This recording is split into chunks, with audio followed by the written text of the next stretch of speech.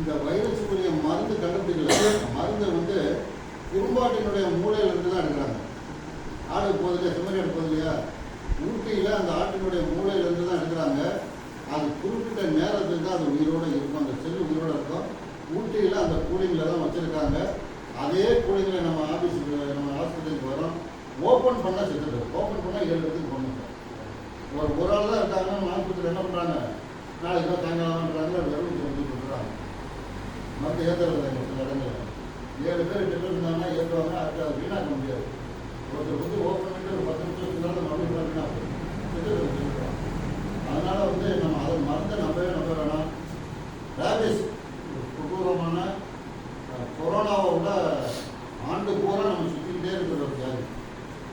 அதை வந்து பயந்து கொரோனாவில் மட்டும் ரேபிஸ். அதனால் அந்த அறிகுறியை நீங்கள் பெற்றிருக்கீங்க நம்புகிறேன். அதனால் இவ்வளோ தூரம் திருச்சியிலேருந்து இவ்வளோ தூரம் நமக்காக எனக்கு ஐயாவுக்கு ஒரு மிகப்பெரிய கருவை இருக்கிறாங்க.